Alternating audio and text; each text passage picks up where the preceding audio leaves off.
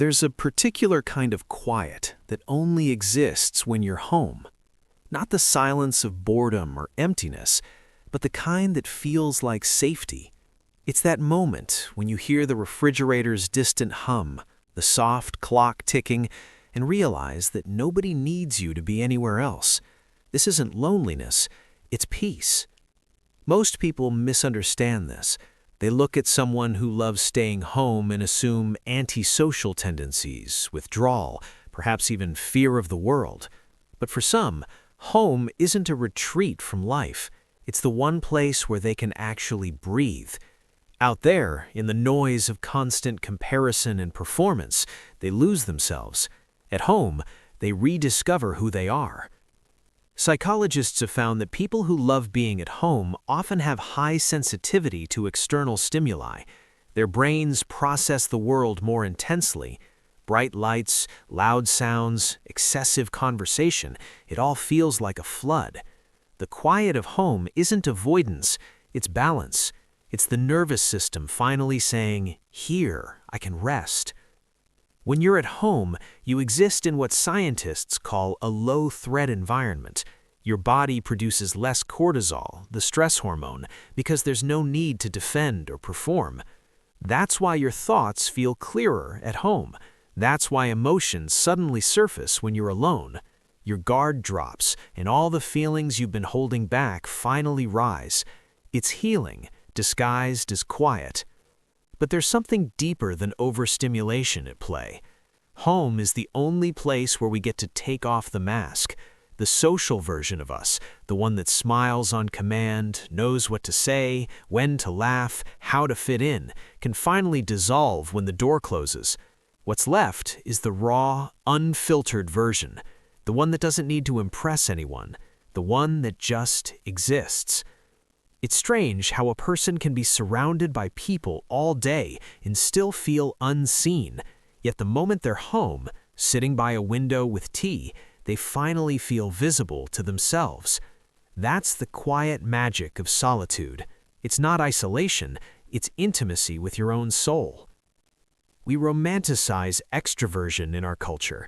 We celebrate those who are constantly busy, constantly out there doing, posting, performing. We treat silence like it's suspicious and stillness like it's laziness. But there's quiet power in people who know how to be alone without feeling lonely. They've learned that fulfillment isn't always found in noise. Sometimes it's found in the pauses. There's an old saying, if you don't go within, you go without. For people who love staying home, going within isn't avoidance, it's alignment. It's how they process emotion, recover from overstimulation, and reconnect with what's real.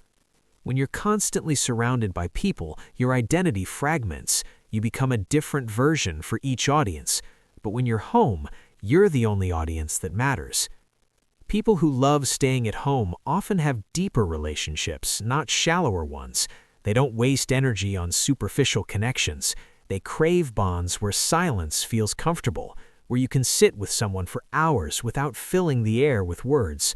It's presence, not performance.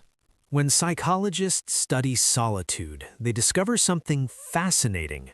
People who spend more intentional time alone tend to score higher on measures of creativity and emotional intelligence, not because they're smarter, but because they're reflective. They process their feelings instead of drowning in them. They observe their thoughts instead of running from them. In that stillness, ideas form, clarity emerges, and emotional wounds quietly heal. Think about your biggest realizations. They probably didn't come at a crowded party or noisy cafe. They came in the shower, late at night in your room, during a quiet walk when no one else was around. That's the hidden power of staying home. It gives your mind the silence it needs to speak clearly. Yet many who love staying home carry secret guilt. They feel like they're missing out, like life is happening somewhere else, and they're failing to keep up. Social media makes it worse. Endless photos of parties, trips, and smiles make homebodies feel like they're doing something wrong. But the truth is, everyone's chasing peace. For some, peace just looks like staying home.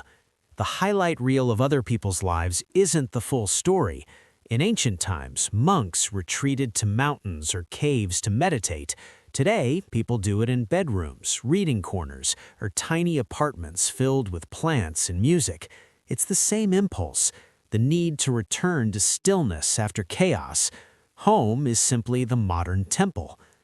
There's also psychological comfort in routine. The brain loves predictability because it reduces anxiety. When you know where everything is, when the space feels familiar, your mind relaxes. For someone who loves staying home, this predictability becomes sacred. It's not monotony, it's emotional regulation. Every object, every small ritual, from lighting a candle to making morning coffee, becomes a way of telling the nervous system, "You're safe now." In a world obsessed with productivity, that kind of stillness feels rebellious. We're taught that to be valuable, we must always be visible, always doing, always achieving.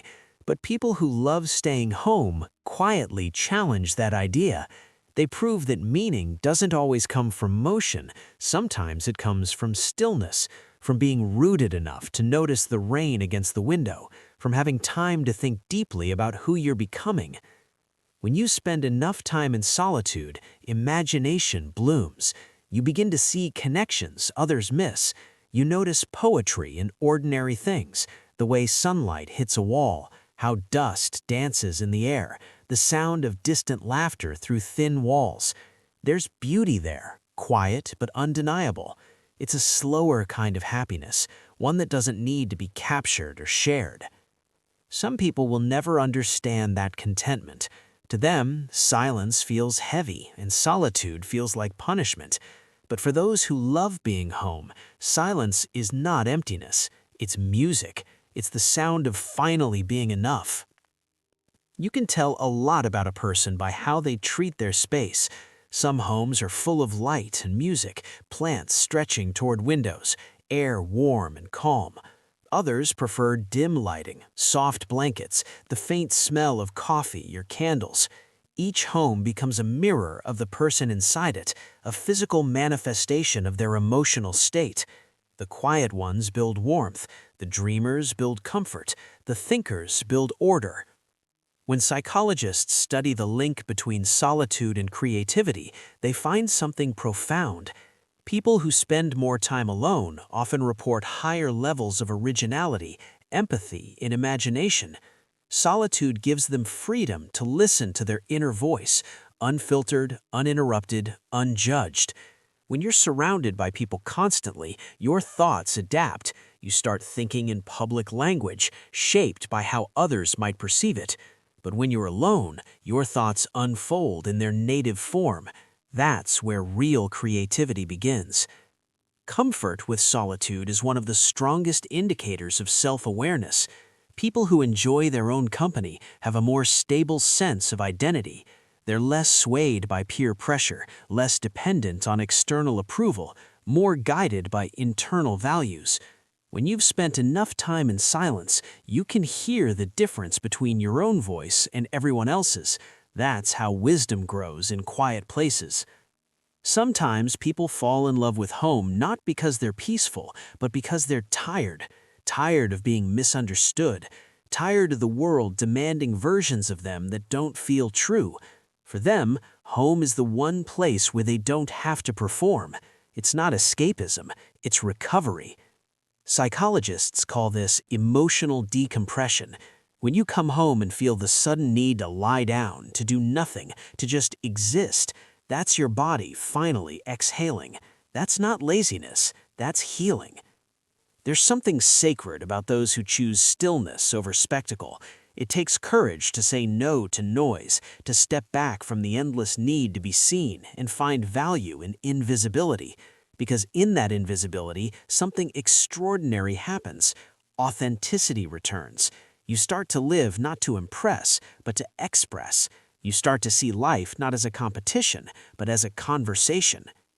People who love staying home aren't escaping life, they're embracing it differently. They're noticing it, feeling it, honoring it at a slower rhythm. They're not running from the world. They're creating a version of it that feels humane again, a version where the heart gets to breathe. And when they do step outside, they bring something rare, calm energy. They don't add to the noise. They carry stillness like a gift. Because once you've found peace in solitude, you stop searching it in chaos. You stop demanding that others make you feel at home.